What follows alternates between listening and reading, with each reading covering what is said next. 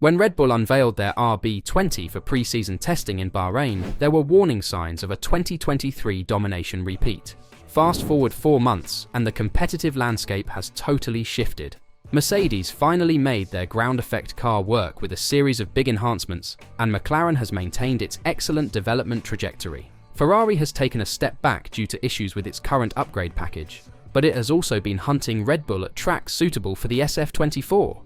5 drivers from 4 different teams have won at the last 7 Grand Prix, which is wonderful news for Formula One fans as the second half of 2024 promises to be exciting. For Red Bull, not very much. So, where has its sizable advantage since the beginning of 2024 gone? And what does this mean for Verstappen, who seems to be quietly looking for another seat in a team with less internal rumble? Could the underperformance cause a huge problem for Red Bull? Despite concerns of declining gains and convergence, Max Verstappen, for now at least, refuses to think Red Bull has reached a performance limit. With their ground effect aerodynamic RB cars, Red Bull, headed by Adrian Newey, won 38 of 44 Grand Prix in the first 2 seasons of the new technical regulations, outpacing their competitors. This season, that domination has suffered a significant setback. Midway through the season, Red Bull has only won 7 of 12 races, while Ferrari, McLaren and Mercedes have all taken the top step of the podium. Christian Horner told the media following Lewis Hamilton's victory in the British Grand Prix, "It's no secret that we have less development time than the others and we're at the top of the curve, so you're into diminishing returns. But," added the Red Bull team boss, "there's stuff that we have in the pipeline that whilst we are at the top of the curve, there are still gains to be had." Verstappen is quite confident in these gains, of which one big package will be ready for the upcoming race in Hungary. When asked if Red Bull had hit the peak of their performance, with Helmut Marko claiming a marginal 0.5 of a second increase from the RB20's Silverstone modifications, the reigning world champion said, "I refuse to accept it because else you get lazy. I have complete confidence in everyone in the factory. I know they are working hard to make developments and improve the performance of the car. But it is clear that there are many smart people in other teams doing the same thing." The Dutchman also commented on Red Bull's position in the aerodynamic testing regulations after the Milton Keynes team finished first in the Constructors' Championship on June 30th. Reset mid-year based on championship standings, Red Bull will once again have less time than any of their competitors given their position on the log.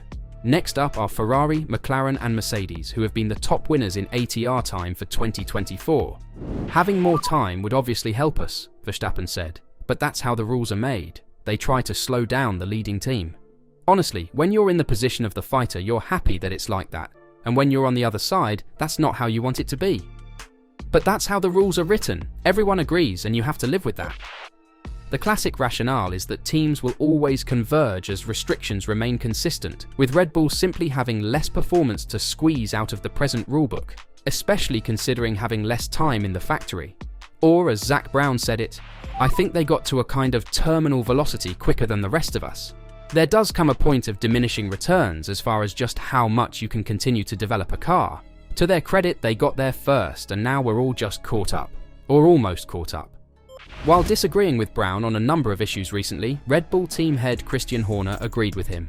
"It's no secret that we have less development time than the others and we're at the top of the curve, so you're into diminishing returns," he joked.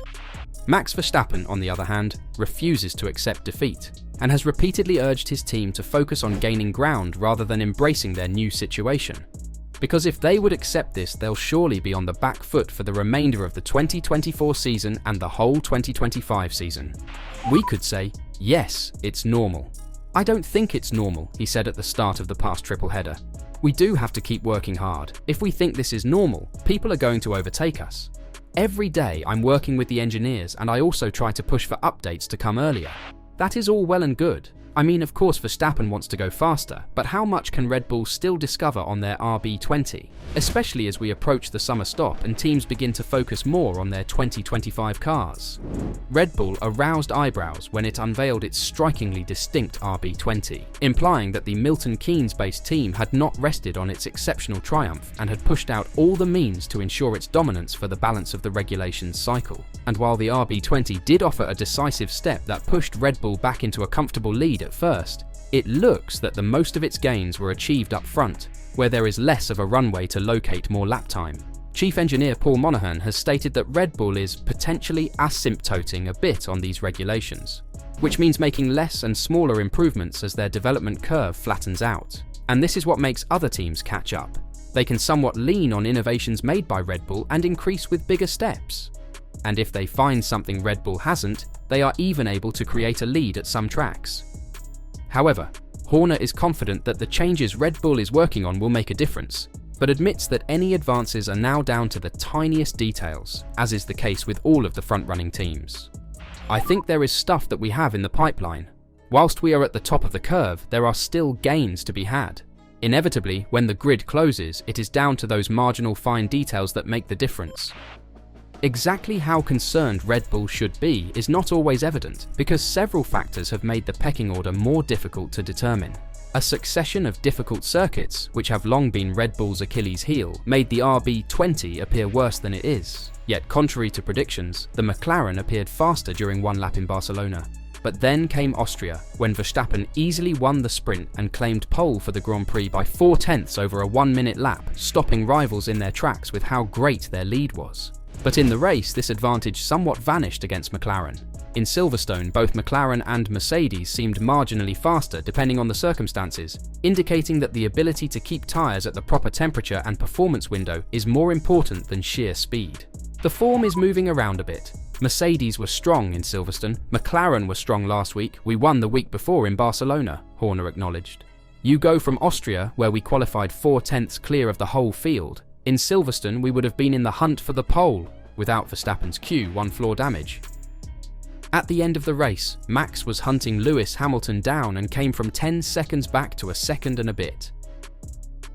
I think, out of this triple header, I wouldn't at all be surprised if Max has scored the most points. That is indeed the case, with Verstappen scoring 51 points in the last 3 weeks compared to 43 for Oscar Piastri, 42 for George Russell, and 40 for Hamilton and Lando Norris. Herein lies another edge for Red Bull. Even when it does not have the fastest car, Verstappen and his team perform like world champions, punishing mistakes made by others, particularly McLaren in this case. Red Bull may not have had the quickest car for the majority if not all of the previous 7 race weekends, but Verstappen won 3 of them and outperformed nearest chaser Norris in all except Monaco. And this just shows that when the upgrades are not there anymore, Red Bull can lean on years of experience, the right strategy calls and a winner's mentality. And while their overall car performance and Sergio Perez's ongoing troubles in the second car are major concerns, Red Bull's stronger race execution may be enough to carry them over the finish line this season. But next season, that's a whole different beast. Especially when considering that even though teams are not permitted to work on a 2026 car until the 1st of January, they'll definitely keep it in mind throughout the remainder of the season. So big changes to the 2025 cars are not expected. So the big question will be if Red Bull will start 2025 as the fastest team. What do you think? Will they be able to turn this around? And will they be able to go back to dominance? Or will we be treated to 18 months of close racing from now on?